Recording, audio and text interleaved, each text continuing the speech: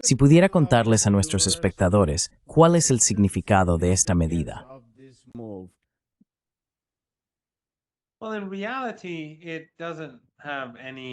Bueno, en realidad no tiene ningún significado real porque Estados Unidos ya ha impuesto sanciones de máxima presión.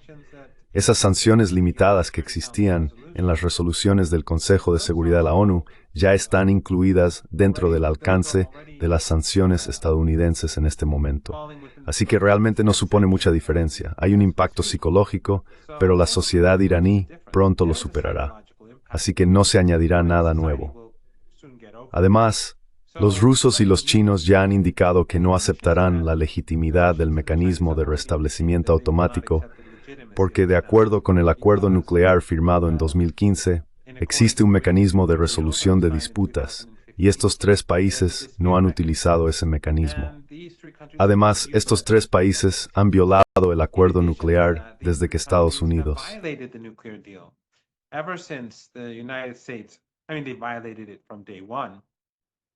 Quiero decir, ellos lo violaron desde el primer día bajo Obama, los europeos junto con los estadounidenses. Pero cuando Trump salió del acuerdo, lo rompió e impuso de nuevo sanciones de máxima presión, los europeos hicieron lo mismo. Así que los europeos estaban violando todos sus compromisos, mientras que los iraníes, después de que los estadounidenses y los europeos empezaran a violar cada uno de sus compromisos, continuaron cumpliendo con los suyos durante todo un año. Luego, tras un año, los iraníes, en 5 etapas, redujeron gradualmente sus compromisos. Así que, en efecto, los iraníes tardaron 2 años en dejar de cumplir sus obligaciones dentro del JCPOA. Pero eso es algo que está permitido, porque dentro del acuerdo nuclear se dice que si una parte no cumple con sus compromisos, la otra parte puede dejar de cumplir los suyos. Pero lo que hizo Irán fue que ni siquiera hizo eso. Esperó 2 años antes de llegar a ese punto.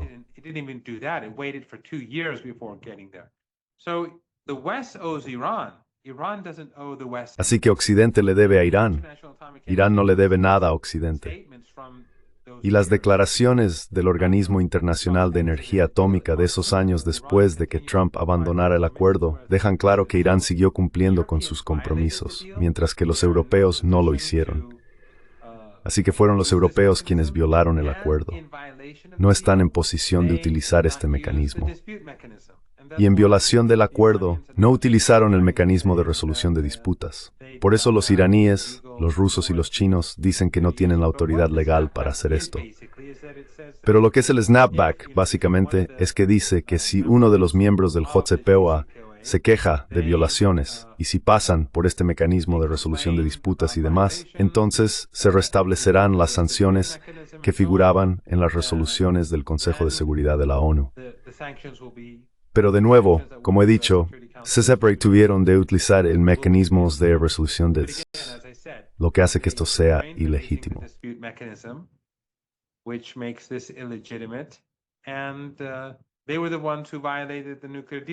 Y fueron ellos quienes violaron el acuerdo nuclear, no los iraníes.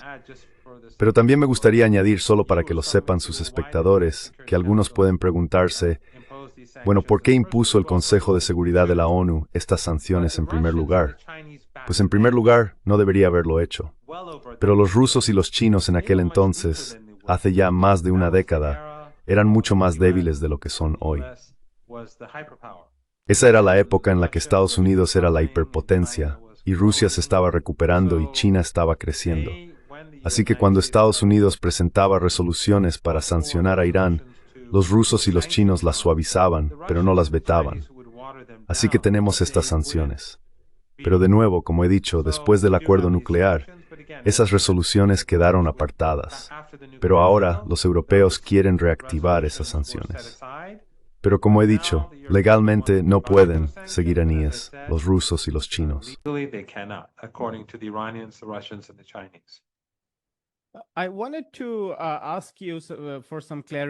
Quería pedirte algo de claridad sobre este tema legal, porque no estoy seguro de cómo funciona. El viceministro de Asuntos Exteriores iraní, Abbas Araghchi, dijo que los iraníes están intentando hablar con Rusia y China para evitar la reactivación del mecanismo de snapback. Según lo que he leído, lo que entiendo en términos de legalidad es que si una de las partes del JCPOA presenta una resolución, si una parte activa estos mecanismos, entonces a periodo de 30 días se puede aprobar una resolución para buscar alivio, que luego puede ser vetada por cualquiera de las partes.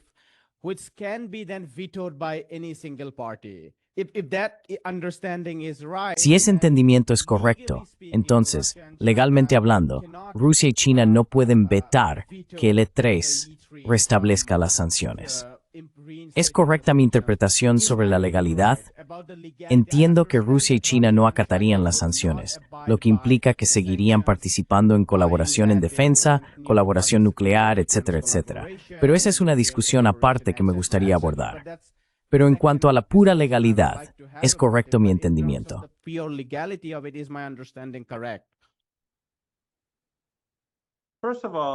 En primer lugar, en mi opinión, este fue uno de los principales defectos del acuerdo nuclear, el JCPOA. Irán no debería haber permitido que Estados Unidos tuviera esta capacidad de restablecimiento automático. Si yo hubiera estado negociando, habría dicho, o no tienes este derecho, o me levanto de la mesa. Pero ese es mi entonces. Yo no estaba a favor de esto, y creo que fue una deficiencia del gobierno iraní permitir que esto se incluyera en el acuerdo nuclear. Pero dejando eso de lado, sí hay dos interpretaciones diferentes. Cualquiera de los miembros del JCPOA, es decir, los británicos, los franceses, los alemanes, puede hacerlo. Los estadounidenses no, porque se marcharon.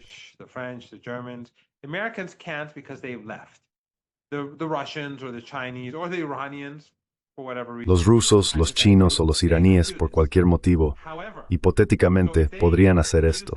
Sin embargo, si utilizan este mecanismo y no hay una resolución después de 30 días, entonces automáticamente se reactivan las resoluciones de la ONU.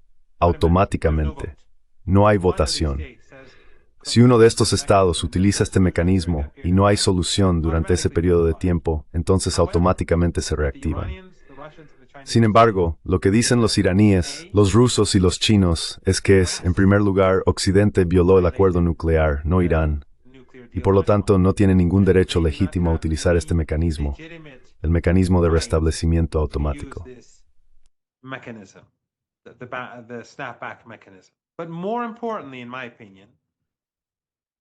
Pero más importante aún, en mi opinión, dicen que técnicamente Occidente no siguió el mecanismo para resolver disputas y por lo tanto también están violando el acuerdo. Así que en cualquier caso, lo que vamos a tener es una reactivación de esas resoluciones de la ONU. A ojos de Occidente y a ojos de los iraníes, los rusos y los chinos, no están reactivadas. Pero por supuesto, dado que la burocracia en la ONU y demás está controlada por Occidente, seguirán utilizándolas, pero no va a tener un impacto en Irán. Y la razón es que, como he dicho, tendrá un efecto psicológico durante un tiempo, pero no hay nada en las sanciones que no se haya impuesto ya a Irán.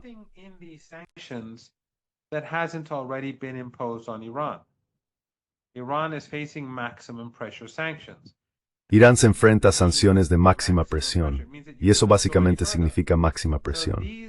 Significa que no se puede ir más allá. Así que estas sanciones que se restablecerán son de alcance limitado. Son militares y nucleares, pero su alcance es limitado. El ejército de Irán, en su mayor parte, es autosuficiente.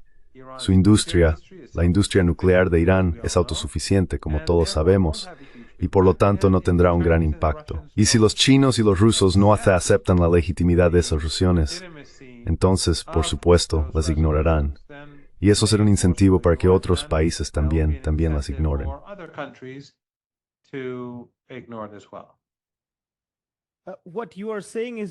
Lo que está Dafted es muy importante. Estás diciendo que las sanciones de Estados Unidos son, en términos económicos, mucho más amplias. Afectan el petróleo, los metales, el petróleo, e incluyendo sistemas bancarios y de pago.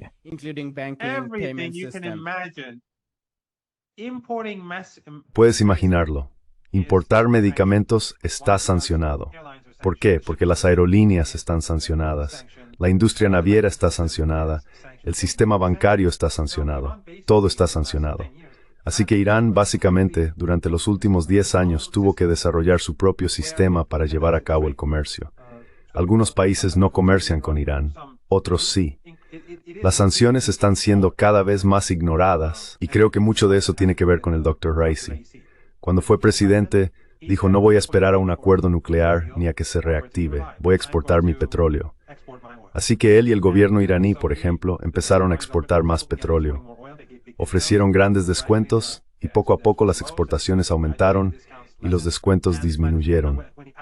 Cuando falleció, Irán estaba produciendo petróleo crudo a máxima capacidad y para entonces vendía su petróleo al precio internacional.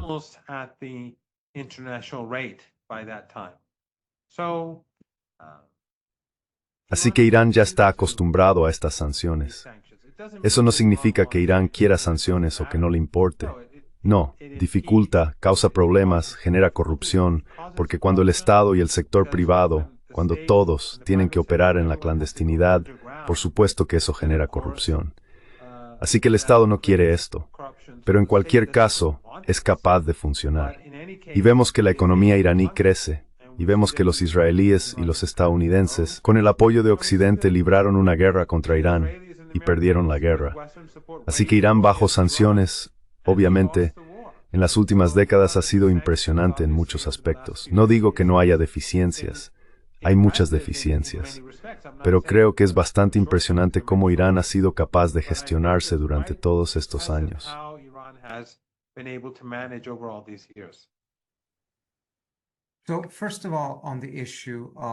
Así que, en primer lugar, sobre el tema de las sanciones, y si tendrían un impacto económico, las sanciones de la ONU en sí mismas ni siquiera tuvieron mucho impacto la primera vez. Lo importante es que las sanciones del Consejo de Seguridad de la ONU, bajo el capítulo 7, legitiman a los países individuales para imponer sus propias sanciones unilaterales o alinear sus sanciones unilaterales con el nivel que estableció Estados Unidos. Esto lo que ocurrió en 2010.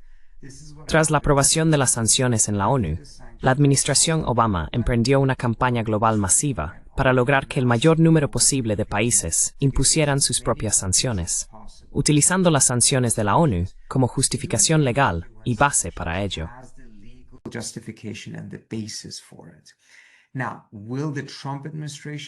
Ahora bien, ¿será capaz la administración Trump de hacer lo mismo? ¿Tendrá la credibilidad? ¿Tendrá la capacidad? ¿Le dará prioridad a eso? Eso está por verse. En segundo lugar, también es cierto que dado que muchos de estos países, aunque no tienen sanciones unilaterales, de todos modos se abstienen de comerciar con Irán debido a las sanciones estadounidenses, la presión adicional puede que no sea especialmente significativa. Eso es cierto, pero creo que al mismo tiempo es importante reconocer que si las sanciones de la ONU están vigentes, resulta mucho más difícil para cualquier país que quiera reanudar el comercio con Irán hacerlo.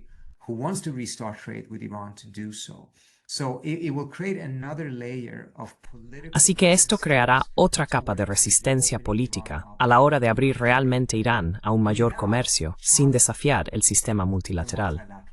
Y hemos visto que ahora nos estamos moviendo hacia un mundo en el que los países que realmente insisten en el derecho internacional, en la centralidad de la ONU, en las normas internacionales, etc., que están establecidas, provienen en realidad del sur global y no de Occidente. En el pasado, eran los países occidentales los que justificaban constantemente sus decisiones basándose en el derecho internacional.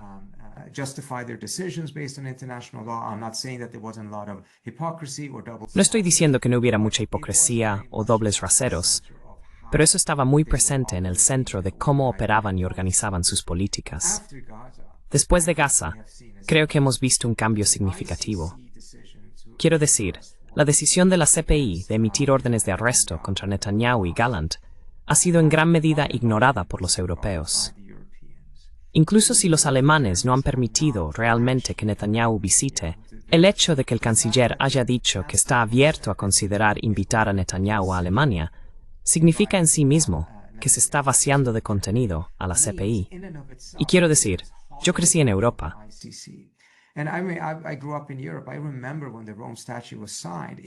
Recuerdo cuando se firmó el Estatuto de Roma. en Europa, se consideró un avance civilizatorio. Se vio como un logro enorme hacia la creación de un mundo mucho más basado en el derecho que en la fuerza. Y ahora son los propios europeos quienes lo están socavando.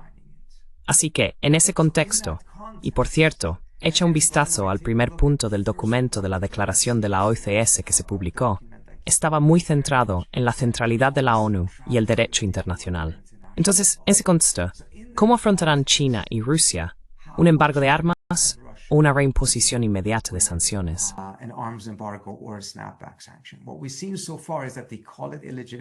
Lo que hemos visto hasta ahora es que lo califican de ilegítimo y lo están impugnando en términos legales, diciendo que los europeos no están en posición de poder ejercerlo, porque ellos mismos, de facto, habían abandonado el JCPOA. Eran como Estados Unidos.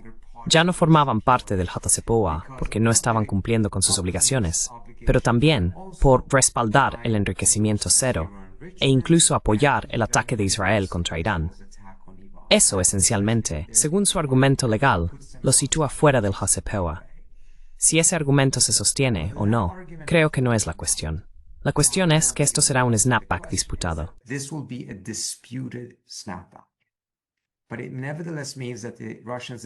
Pero no obstante, esto significa que los rusos y los chinos van a ser cautelosos respecto a hasta dónde llegan al violarlo, aunque no lo consideren legítimo, porque al mismo tiempo no quieren añadir, especialmente desde el lado chino, un debilitamiento adicional del sistema de la ONU. Y no es que China no viole cosas, en ocasiones, etc. Es el hecho de que China ha decidido realmente centrar su política exterior en el sistema de la ONU, mientras que Estados Unidos, desde hace ya bastante tiempo, incluyendo de manera muy marcada bajo la administración Biden, se ha ido alejando cada vez más de un orden basado en la ley y avanzando hacia este llamado orden basado en reglas, que se basa en las reglas que establece Estados Unidos en lugar del derecho internacional, que es un proceso mucho más participativo y objetivo para establecer la ley.